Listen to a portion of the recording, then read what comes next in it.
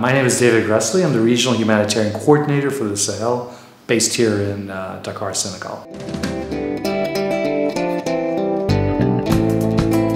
Well, we're working very hard, as we have over the past year, to continue to find ways to access people throughout Mali, not just in the central and the north. But what we're working on specifically, as the confrontation lines move north, as they have over the last 2 weeks, are finding ways to move forward with that to provide access. But we're also looking for ways to access those populations that remain behind the lines, which are now isolated, which don't receive food assistance, either commercially or through our assistance, because the borders are closed.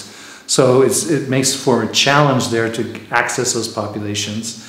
And as towns become more accessible from the south, we need to move very quickly, which we're working on right now, to access those populations that have been cut off in the last 2 weeks.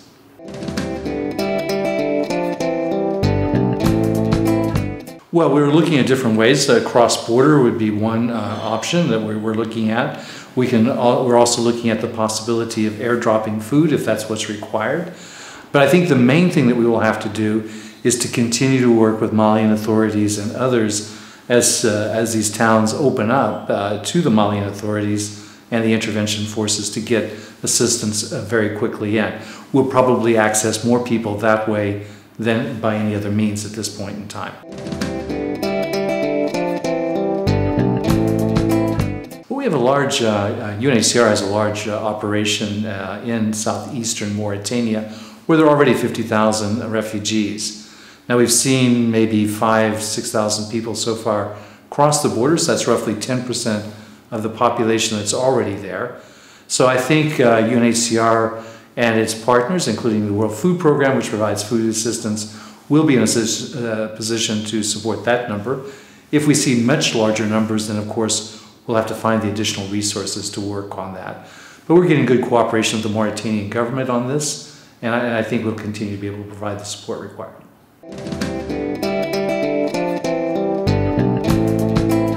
I think the original appointment was based on the food and nutrition crisis across the Sahel.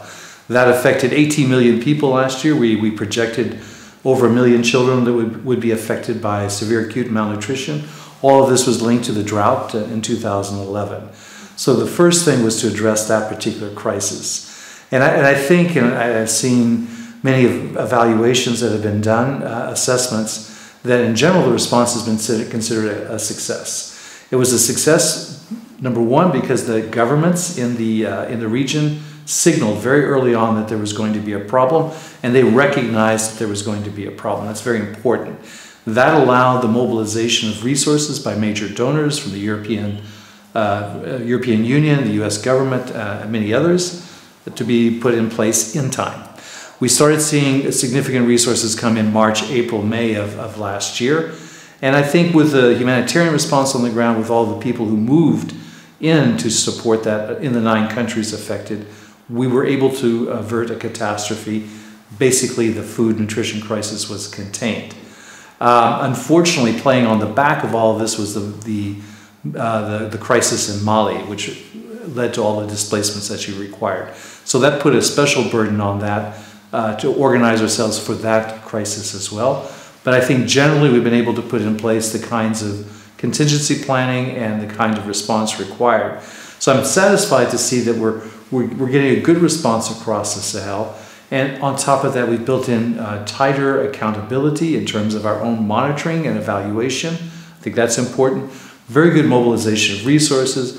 Approximately $1.5 billion came in for the response. In 2012, we were looking for 1.6 billion. So I think that was a very positive aspect.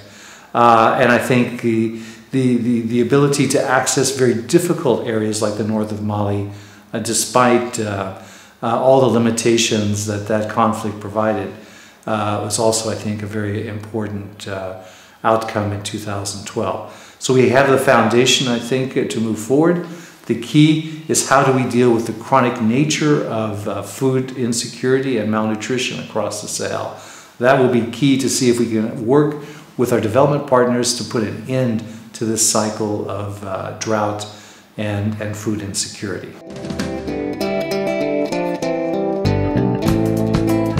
Well, the strategy has just been elaborated. I think that's important to note. What's important so far is the collaboration that has been and the understanding that we need to work together in the long term, not just for 1 year, 2 years, or 3 years. This is a 10, 15, 20-year project if we're going to see the kind of success required. So in order to see that project through, a strong partnership needs to be built that will have the political continuity to see this through to completion. And I think the foundations of that partnership are now in place. And I think that was the real accomplishment in 2012. 2013, we need to see the concepts of resilience be put in place in real terms, in operational terms.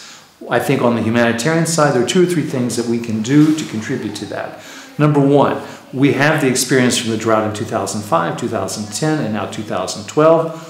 Who are the people affected by this? We know who those people are, those families, those communities. I have asked that we now map all of those communities so we can share that with development partners so that they can focus development activities on those same populations.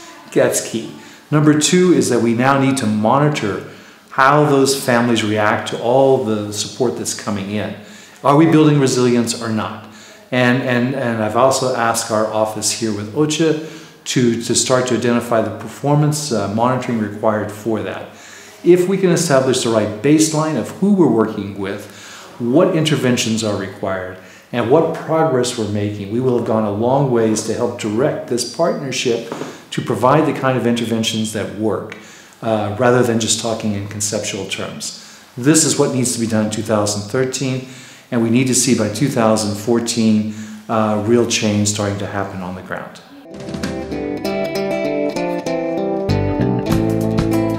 Well, I think the most important challenge was just explaining to everybody what a Regional Humanitarian Coordinator was. It's a very new position, it's only the second one, and people need to understand why, what's the value added, and that's always the key in any coordination activity. What is the value added to coordination?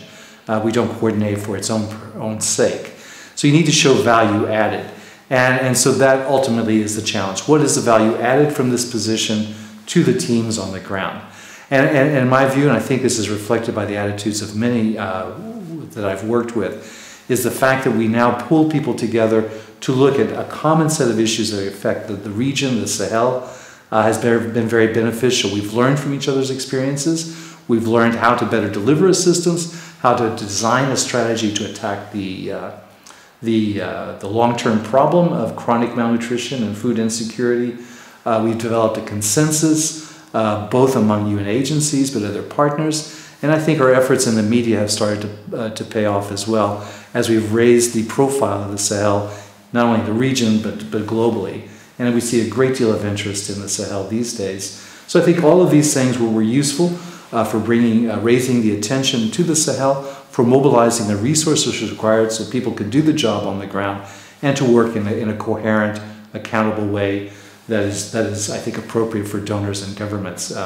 And with that accountability, I think, will come additional resources to do the job that needs to be done.